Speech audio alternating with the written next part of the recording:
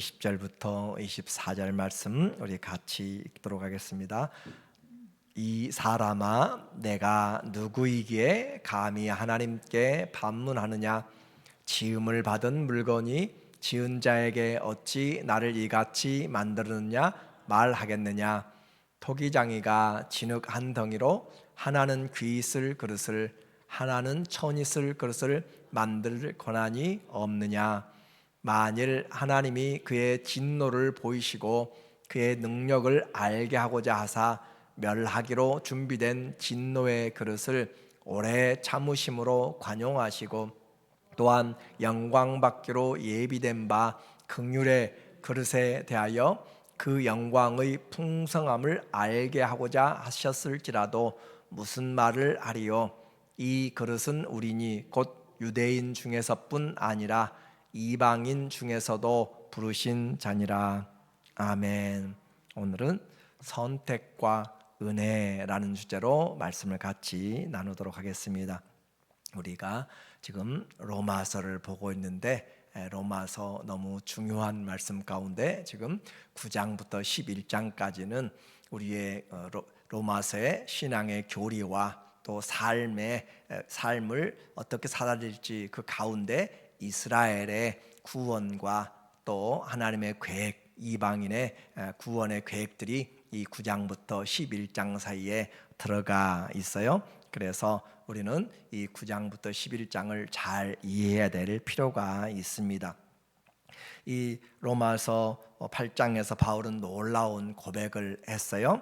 하나님의 성령으로 말미암아서 하나님이 우리를 예지하시고 미리 아시고 우리를 미리 정하시고, 또 정하신 그들을 하나님이 부르신 자들을 의롭다 하시고 의롭다 하신 자들을 영화롭게 하셨다라고 했고, 아무도 그 하나님의 완전한 계획에서 벗어날 또 방해할 자가 없다라고 하는 분명한 선언을 했습니다. 그래서 그는 믿음을 확신하고 있어요. 어떤 피조물들도 하나님의 이 사랑에서 끊을 수가 없다라고 하는 놀라운 담대함과 확신을 가지고 그렇게 우리에게 전했는데, 9장에 들어오면서 큰 고통, 쉬지 않는 갈등이 그에게 있음을 말합니다. 이유는 한 가지였어요.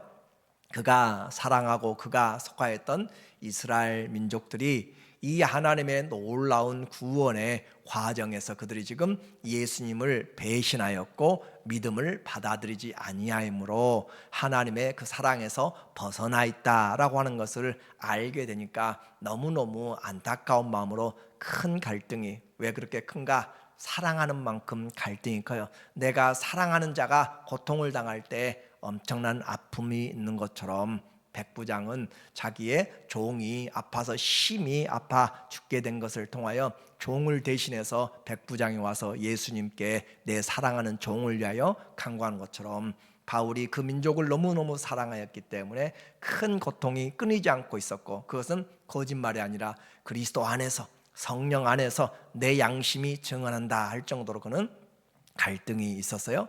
오늘 우리에게 물어본 바는 분명합니다. 내가 사랑하는 사람들이 이와 같은 하나님의 그 성도의 특권에서 벗어나 있다면 우리는 가만히 있을 수가 있겠는가? 그러면 성도의 그 특권이 무엇인가, 이스라엘의 특권이 무엇인가를 우리가 이미 보았지만, 확인해 본다면 이스라엘의 특권, 하나님 앞에 양자됨이에요. 성도들은 자녀됨이죠. 그리고 또 이스라엘 특권은 율법으로 말미암아 정죄하는 그런 직분, 모세가 하나님을 만나고 왔을 때 그 정죄하는 직분도 빛이 나서 사람들이 보지 못하였는데, 의롭게 하는 의의 직분, 우리가 이 복음을 전함으로 죄를 씻어주시는 그 의로운 직분, 영의 직분을 가지고 있을 때 얼마나 영광스러운가. 모세의 영광과는 비교가 되지 않는 영광스러운 일들입니다. 그래서 우리는 좀 구약의 어깨 위에 서 있다라고 하는 사실을 우리는 알아야 돼요. 그리고 이스라엘은 옛 언약을 가지고 있었지만 그것은 흠이 있었고, 이제는 예수 그리스도로 말미암아 완전한 언약, 새 언약을 우리에게 주셨기 때문에 우리는 그 주님이 완전히 영원히 죄사함을 우리에게 새롭고 산 은혜의 길로 열어주셨음을 예수님의 죽음으로 확증해 주셨기 때문에 우리는 엄청난 특권을 가지고 있는 것이죠. 그리고 그들의 기업은 이스라엘은 가나안 땅이 기업이었지만 그러나 우리는 하늘의 기업, 썩지 않고 더럽지 않고 쇠하지 않는 기업을 가지고 있는데 그것은 갈수록 더 산 소망, 빛이 나는 소망, 더 풍성한 소망이라 그렇게 이야기를 해요.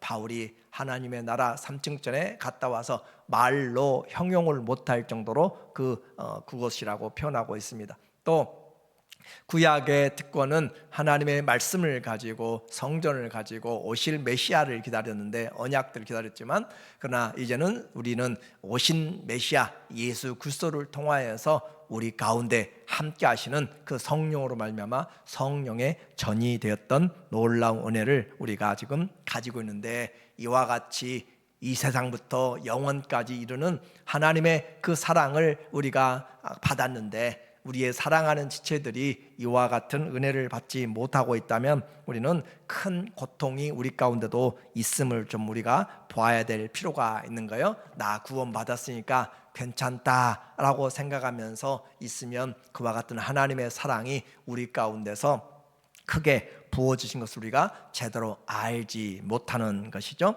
그래서 하나님을 사랑하는 만큼 그 사랑을 받은 만큼 우리는 또 증거해야 될 필요가 있죠. 이와 같이 그렇게 이제 편지를 쓰면서 그러면 하나님 앞에 이 바울의 논증들은 이 로마서는 설교도 되지만은 논문 같은 형식으로 되어 있어서 우리에게 자꾸 수사적인 질문을 하고 그것에 답을 해가면서 우리에게 이야기합니다. 8장에서도 누가 하나님의 사랑에서 끊을 수 있겠느냐? 없다. 정죄할 사람 있느냐? 없다. 누가 예수님 말고 또 다른 것으로 하나님의 그것을 무효하게 할 수 있느냐? 없다라고 그렇게 이야기를 하는 것처럼 이 9장에서도 5-6개의 질문을 해가면서 우리에게 계속 하나님의 그 계획들을 말씀하고 있어요. 그러므로 자 한번 생각해 보자 이 말이죠.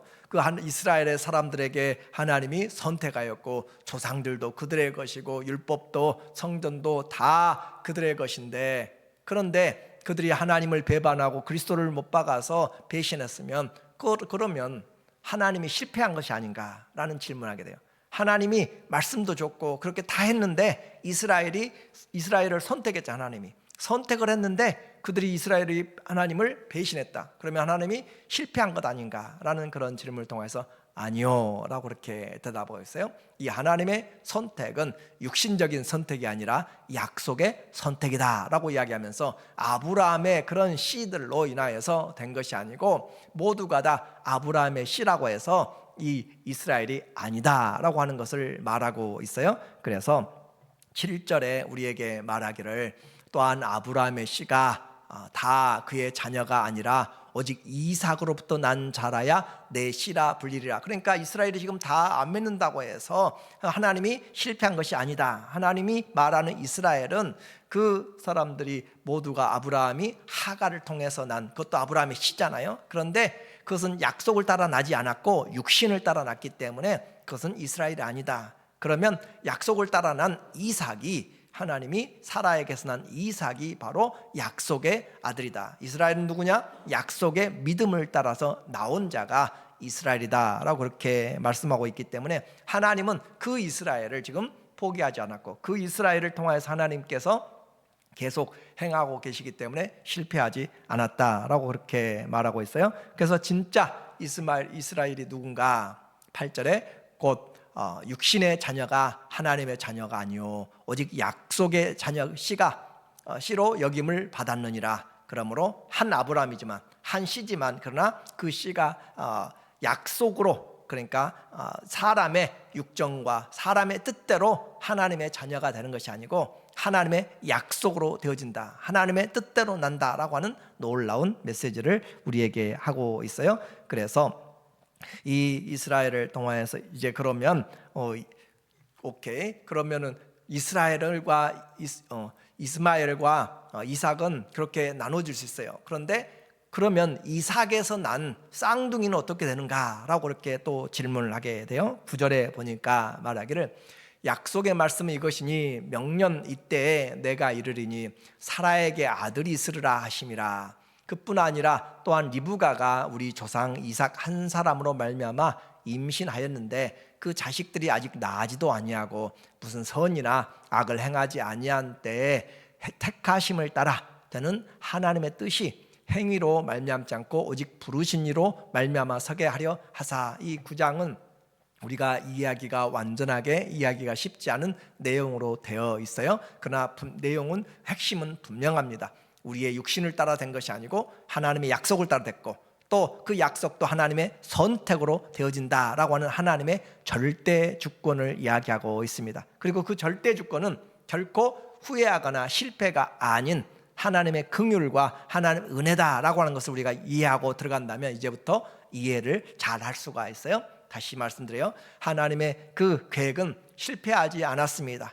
왜 그래요? 하나님은 아브라함의 씨로 말미암지 않고 아브라함의 씨가 아니라 하나님의 약속의 씨로 말미암았기 때문에 그렇습니다. 그리고 그 약속의 씨, 그 씨가 누구인가라고 하는 것이죠. 그래서 갈라디아서 6장 16절에 보면은 이 약속들은 아브라함과 그 이삭에게 말씀하신 것인데 여럿을 가리켜 그 자손들이라 하지 아니하고 오직 한 사람을 가리켜 내 자손이라 하셨으니 곧 그리스도라. 그래서 실제적으로는 이삭이라고 이야기했지만 먼저 나온 것은 이삭이지만, 그러니까 먼저 하나님이 1차적으로 약속한 땅 그 씨앗은 사라를 통해서 난 이삭이지만, 그러나 그것은 그림자고 진짜 씨는 무엇이었는가라는 것은 바로 그리스도였다라고 하는 것을 우리에게 갈라디아에서 설명하고 있어요. 그래서 한 사람, 그 씨는 한 사람 그리스도로 그 내 자손이라 했으니 곧 그리스도라. 26절에 너희가 다 믿음으로 말미암아 그리스도 예수 안에서 하나님의 아들이 되었으니. 자, 여기서도 믿음으로 그리스도를 안에서 하나님의 아들이 되었다. 요한복음 1장 12절에도 영접하는 자 그 이름을 믿는 자들에게는 하나님의 자녀가 되는 권세를 주셨다라고 하는 것이에요.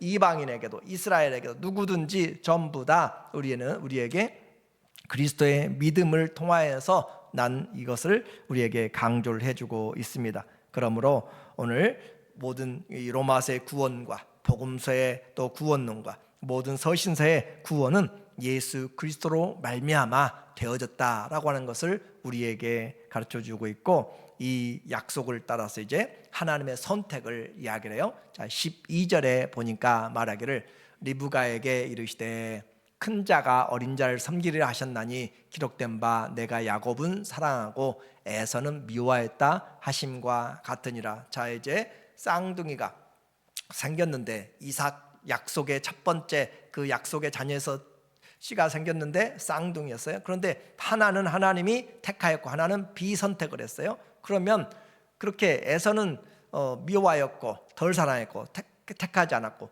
야곱은 더 사랑했으면 그것은 하나님이 공의하지 않는 그런 하나님이 아니냐라고 그렇게 또 질문을 해요. 그래서 우리가 여기서 이제 알고 지나가야 될 것은 일반적인 것이지만 리브가가 잉태를 했는데 쌍둥이들이 뱃속에서 싸우고 있잖아요. 그래서 태아도 생명이다라고 하는 것이에요. 그래서 우리는 그 태아에 대해서 생명에 대해서 어떻게 해야 될 것인가는 분명하게 우리에게 말씀해주고 있어요. 하나님이 생명을 주셨고 그 태아에서부터, 그리고 그 리브가가 기도할 때, 근심하여 기도할 때 하나님이 분명히 큰 자가 작은 자를 섬긴다. 누가 먼저 나올 것인가, 누가 장남이고 누가 막내인가, 다 하나님 안에서 되어집니다. 나오는 순서도 다 정해져 있어요. 하나님의 절대적인 주권 안에서 되어집니다.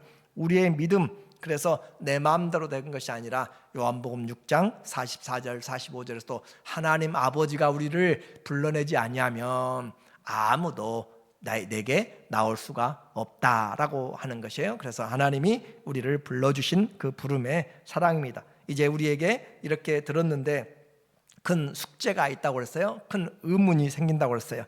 모든 것이 하나님의 선택이면 우리는 무엇인가? 왜 내가 믿지 않는다고 하나님이 심판하시는가? 하나님이 병 주고 약 주시는가? 라고 그렇게 생각할 수가 있어요. 구원과 하나님 그 심판이 하나님의 선택과 비선택이 있다면 하나님 탓이지 않는가라는 논리적인 질문을 하면서, 그럼에도 불구하고 바울은 분명하게 이야기합니다. 14절에 그 말에 대해서 그런즉 우리가 무슨 말 하리요? 하나님이 택했다고 해서, 하나님이 선택하지 않았다고 해서 내가 따질 그런 상황이 아니다라고 그렇게 이야기를 해요. 그래서 하나님께 불의가 있느냐? 그럴 수 없느니라 라고 그렇게 이야기해요. 하나님은 불의하지 않다, 하나님은 공의하시다, 그 말이거든요. 하나님은 절대 공의하고 불공평한 분이 아니다라는 것을 지금 전제를 지금 하고 있어요. 그러면 하나님의 이 대답을 통하여서 더 이어지는 설명들이 있습니다. 두 가지의 예화를 통하여서 우리에게 이해하는데, 말씀을 전하는데, 그것은 하나님의 주권적인 부분으로 이제 넘어가고 있어요. 그래서 우리가 이것을 이해하기 시작하면서 하나님의 선택, 하나님의 약속, 그것은 사람이 바라본다고 되는 것이 아니라 하나님의 절대적인 것인데, 그 절대적인 것은 하나님은 실수하지 않는 분이고, 그 하나님은 공의로운 분이고, 그 하나님은 선하신 분이다 라고 하는 그 부분을 우리가 이해하지 못하면 우리는 여기서 많이 엉클어지고 잘 하나님의 계획들을, 주권을 이해하지 못하게 돼요. 그래서 하나님의 주권을 설명하면서 15절과 16절에서 바로를, 이집트의 왕 파라오를 들어서 모세와 함께 이스라엘과 이 이집트를 통하여서 비교를 하고 있습니다.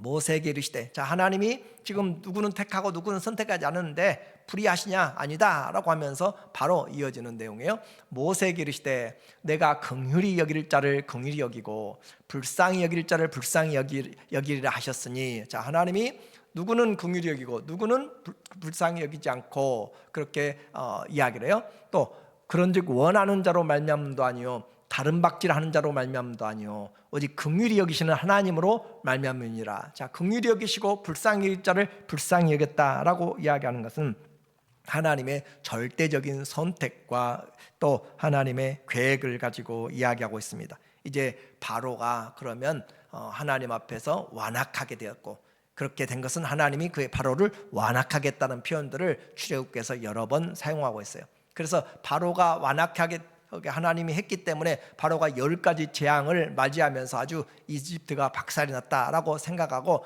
그 책임을 하나님께 돌리려고 하지만 절대 성경은 그렇게 말하지 않습니다. 그래서 바로 왕의 완악함과 이스라엘의 구원 사건, 이것도 역시 하나님이 주장하시는데, 하나님 왜 우리가 질문하는 것처럼 그러면 바로는 악역이고 모세는, 이스라엘은 선한 역할을 감당하는가라고 그렇게 질문할 수가 있어요.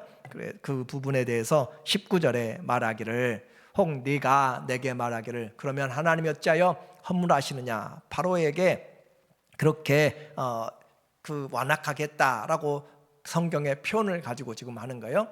하나님이 어찌하여 허물하시느냐? 하나님이 완악하게 해놓고 하나님이 거기에 벌을 주고 있다라고 하면 하나님이 잘못한 것처럼 그렇게 보여지고 있어요. 그러나 그런 내용이 아니죠. 누가 그 뜻을 대적하느냐라고 그렇게 이야기하면서 우리는 핵심은 하나님의 그 전체적인 부분을 좀 봐야 될 필요가 있어요. 하나님은 바로의 완악한 그 상태를 그대로 내버려 두고 유기시킨 것을 말합니다. 이것은 로마서 1장 21절부터 계속해서 하나님이 그 부패된 마음에 내버려 두사, 상실된 마음에 내버려 두사, 그들 내버려 두니까 그들이 그대로 악을 행하게 되는 것이에요. 하나님 없이 살아가는 인생은 하나님을 알지도 못하고 하나님께도 나올 수가 없는 것을 말하죠. 다시 이야기하면 바로에게는 몇 가지 재앙이 내렸죠. 이스라엘의 그 해방을 위해서 하나님이 이집트에 10가지 재앙을 내렸어요. 그렇죠? 그때마다 어떻게 이야기했어요? 내가 잘못했다, 이것을 멈춰달라라고 그렇게 이야기하면서 바로와 또 모세와 딜을 하잖아요. 그래서 멈춰주면 바로는 또 어떻게 했어요? 또 다시 마음을 돌이켜서 했는데, 그 모든 부분에서 바로는 회개할 기회를 10번을 가지고 있었어요. 그러나 그는 그것을 회개하지 않았고 돌이키지 않았고, 그는 자기 고집들한 것에 대해서 하나님이 그 상실한 마음대로, 완악한 마음대로 그의 욕심으로 내버려 두었다라는 그런 부분입니다. 그래서 우리가 여기서 기억해야 될 내용이 있어요. 야고보서 1장 13절에 보면 사람이 시험 받을 때 내가 하나님께 시험 받는다 절대 하지 말라라는 것이에요. 내가 시험 받을 때 하나님이 시험만 하지 말라. 왜냐하면 하나님은 악에게 시험 받지도 아니하시고, 하나님은 악에게 시험 받지도 아니하시고, 또한 친히 아무도 시험하지 아니하신다라고 했어요. 그래서 하나님은 우리를 시험하지 않는다라고 하는, 그렇게 우리를 템테이션하지 않는다라고 그렇게 말씀하고 있는 내용이에요. 그래서 이것을 이야기하면서 또 하나의 약속을 우리에게 이야기합니다. 자, 예수님을 같이 따랐던 제자들이 있어요. 예수님을 같이 따랐던 제자 중에 똑같이 배신한 사람 있죠. 베드로도 배신했고 가룟 유다도 배신했어요. 베드로는 회개하고 돌아왔습니다. 가룟 유다는 그곳에서 자기 자신이 배제를 시켰어요. 자살을 함으로써 자기의 삶에 대해서 자기가 책임을 지게 되었어요. 또 십자가상에 똑같은 강도가 둘이 있었습니다. 똑같은 죄로 죽을 죄예요. 다 불의한 자들입니다. 그런데 그에게 한 사람은 예수님을 통하여서 주여 나를 기억해 주세요 라고 주님의 은혜를, 믿음을 받아들였고, 또 한 사람은 당신은 자기도 구원하지 못하느냐라고 하면서 저주하고 욕하였다라고 이야기하고 있어요. 그래서 이것은 그들 스스로가 본인이 구원해서 배제를 한 것이지, 주님이 너는 구원받지 말라라고 그렇게 한 내용이 결코 아니다라고 한 것을 우리는 이제 성경의 전체적인 부분에서 이해를 좀 해야 될 비유가 그 내용이 돼요. 자, 이제 그렇게 이야기하고 난 다음에 하나님의 주권에 대해서 이제 다시 한번 쐐기를 박으면서 이야기합니다. 자, 그래도 우리는 좀 불리하다고 생각하고 그럴 때 하나님의 주권이 지금 어떻게 작용하고 있는가라고 이야기해요. 토기장이와 토기의 비유를 하는 것이죠. 이 주권적인 자유이지 하나님의 진노가 아니다라고 하는 거죠. 이 비유의 핵심에서 22절에 보니까 말하기를, 22절 내용에 보면 만일 하나님이 그의 진노를 보이시고 그의 능력을 알게 하고자 하사 멸하기로 준비된 진노의 그릇을 오래 참으심으로 관용하시고, 여기서부터 이제 잘 봐야 돼요. 토기장이가 토기를 만들다가 토기가 잘못되어서 꽃병을 만들려고 했다가 요강을 만들었어요.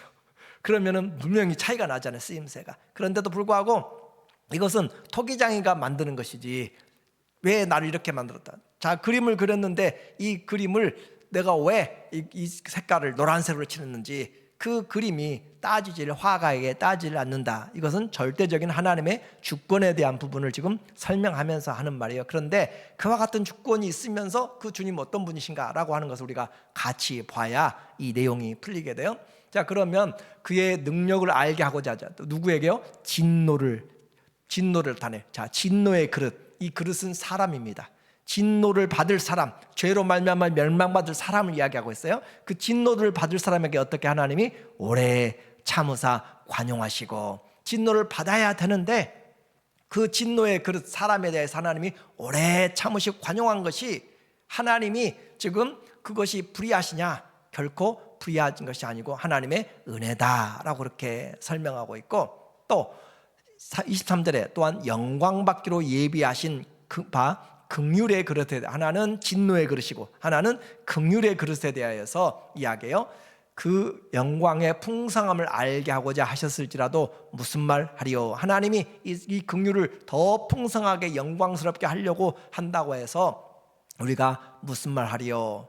내가 가면서 그림을 오늘 이 페이지에다가 내가 나무를 그릴 것인지 하늘을 그릴 것인지 이 동물도 개를 그릴 것인지 코끼리를 그릴 것인지 그리는 사람의 주권적인 것인데, 그 개가 왜 나를 그렸어? 라고 이야기하는 것은 합당하지 않다라고 하는 하나님의 절대적인 주권에 대한 부분을 이야기하고, 그렇게 했을지라도 그 진노의 그릇에 대하여, 죄로 말미암아 진노의 그릇에 대해서 하나님이 오래 참으시고 그를 영광스럽게 한 것에 대해서 무슨 말을 하겠느냐라고 그렇게 말하고 있어요. 그래서 24절에 이 그릇은 우리니 라는 것이 이제 핵심이에요. 이 그릇은 사람을 이야기하고 있어요. 이 그릇이 우리다. 곧 유대인 중에서뿐만 아니라 이방인 중에서도 부르신 자다. 자, 이 그릇이 누군가? 멸망받을 사람을 하나님이 어떻게 했어요?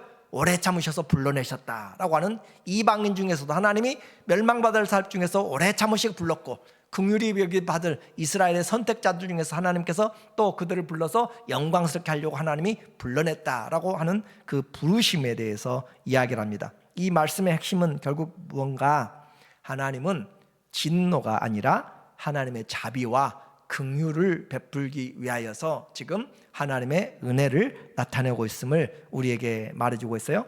다시 우리가 어떤 그릇이냐에 따라서 끝나는 것이 아니라 내가 귀하고 천하고 하나는 금으로 은으로 나무와 질그릇으로 된 것으로 그것에서 끝이 아니라 누구든지 자기를 깨끗하게 하면 거룩한 그릇이 되고 한 것처럼 이 그릇이 바로 이방인인지 유대인이든지 부르심으로 긍휼을 베푸시는 주님, 그 주님을 통하여서 하나님이 우리를 불러내심으로 은혜다라는 것으로 설명합니다. 그래서 호세아를 등장시키고 이사야를 등장시켜서 이제 바울이 또 설명을 해요.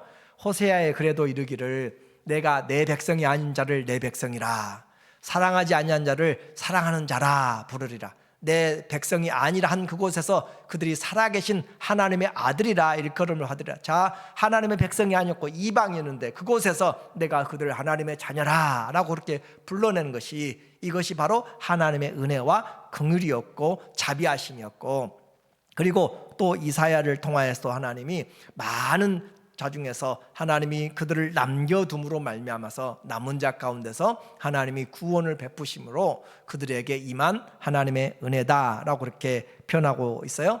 그래서 오늘 우리에게 이 32절에 보니까 말하기를 그럼 어찌 그리하냐, 이는 그들이 믿음을 의지하지 않냐고. 그러면 왜 그들이 지금 주님 앞에서 이렇게 거슬리는 자들이 되었는가? 그들이 믿음을 의지하지 않냐고 행위를 의지함이라. 자기의 의로움으로 하나님 앞에 나가서 나는 의롭다라고 그렇게 하려고 했던 것들이지, 그것 때문에 넘어졌지. 하나님은 절대 우리의 마음과 우리의 의지로 구원을 얻을 수 있는 그 부분이 아니라 오직 이방인에게도 또 유대인에게도 하나님의 은혜로 믿음으로 구원 얻는다라는 것이죠. 그래서 기록된 바 이사야의 내용이에요. 내가 걸림돌과 거치는 바위를 시온에 두노니 그를 믿는 자, 이 바위가 누구냐면 예수 그리스도요. 그를 믿는 자는 부끄러움을 당하지 아니하리라 라고 그렇게 하나님이 세워놓았는데 그들은 와서 부딪혀버린 것이죠. 그 부분을 품어야 되고 그 안으로 들어와야 되는데 부딪혀버린 그런 사실이에요. 이제 결론적으로 말씀을 드릴게요. 선택받은 이스라엘도 거부될 수 있습니다. 선택받지 않은 사람도 긍휼의 구원을 입을 수 있습니다. 이것이 바로 오직 믿음과 은혜다라고 하는 것으로 표현하고 있어요. 그래서 우리는 주권적인 하나님 앞에서 선택을 받았으니까 교만하게 내가 의로워서 그런 내용이 결코 아니란 거예요. 그리고 진노가 내가 진노의 그릇이라고, 나는 이방인이라고, 나는 피부가 이래서, 나는 민족이라서, 나는 선천적 그런 것들 때문에 진노의 그릇으로 그렇게 하는 것이 아니라 하나님의 아들을 믿음으로 얻는 구원이기 때문에 결코 하나님의 은사와 부르심에는 후회하심이 없다라고 이야기했습니다. 그리고 그 하나님의 사랑에서는 아무도 끊을 수 없다라고 말했어요. 이제 이 하나님의 마음을 우리가 종합적으로 본다면 하나님은 모든 사람이 구원을 받기를 원하시는 하나님의 사랑입니다. 요한복음 6장 40절에 말하기를 내 아버지의 뜻은 아들을 보고 믿는 자마다 영생을 얻는 이것이니 마지막 날에 내가 이를 다시 살리리라 하시느니라. 아버지의 뜻이 뭔가 아들을 보고 믿는 자마다 살도록 하기 위한 것이에요. 장대를 보고 뱀에 물린 자, 불뱀에 물린 자 누구든지 간에 그 장대만 보면 살 수가 있었던 것처럼 아들을 통하여서 누구든지 진노의 그릇이든지 택한 자든지 누구든지 믿기만 하면 마지막 날 살리는 것이 예수님 아버지의 뜻이었고, 또 베드로서 3장 9절에 주의 약속은 어떤 이들이 더디다고 생각한 것 같이 더딘 것이 아니라 오직 주께서는 너희를 대하여 오래 참으사 아무도 멸망하지 아니하고 다 회개하기에 이르기를 원하시느니라. 하나님의 사랑은 이렇게 나타나는데 문제는 뭐예요? 내가 믿지 아니함으로 지옥에 가는 거랍니다. 내가 믿지 아니함으로 그 형벌 아래에 있는 것이고, 디모데전서 2장 4절에 바울도 그랬고 베드로도 그랬고 예수님도 동일하잖아요. 하나님은 모든 사람이 구원을 받으며 진리를 아는 데 이르기를 원하시느니라. 하나님은 그래서 우리에게 지금 이와 같은 일들을 보여주고 있는 것이에요. 하나님의 사람의 힘으로가 아니라 하나님의 약속으로 되어진 것이고 하나님의 선택으로 되어지는데 그 하나님의 선택은 공의롭다. 하나님의 은혜로 나타난다라고 이야기했어요. 그래서 하나님의 선택과 은혜의 결론입니다. 하나님의 선택과 은혜를 통하여서 우리는 버림받은 이방인은 어떻게 해요? 믿음으로 나왔을 때 하나님 앞에 구원을 얻게 되는 것이고, 선택된 이스라엘을 어떻게 해요? 나는 선택됐으니까 그냥 되었다라는 것이 아니라 그 약속을 쫓아서 믿음으로 구원을 얻는 것이고, 그래서 로마서 3장 30절에 이미 이야기했어요.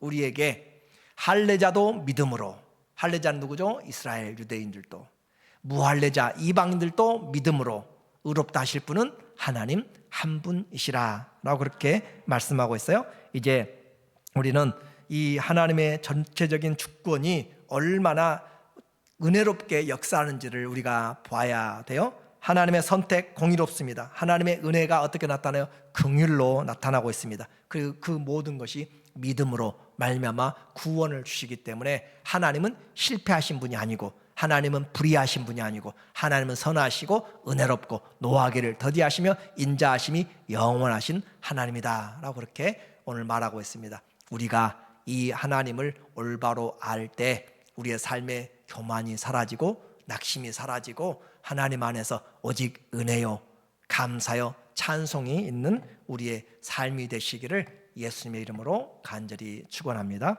아멘. 하나님 아버지, 어려운 내용이지만 하나님의 사랑을 잘 우리가 이해하도록 지혜를 주시고 학자의 귀와 혀를 주시고, 하나님 주 안에서 우리의 삶 끝까지 주의 은혜인 것을 알므로 하나님의 사랑과 은혜로 되어진 이 믿음 받아들임으로 살아가게 하여 주시옵소서. 예수님의 이름으로 기도합니다. 아멘.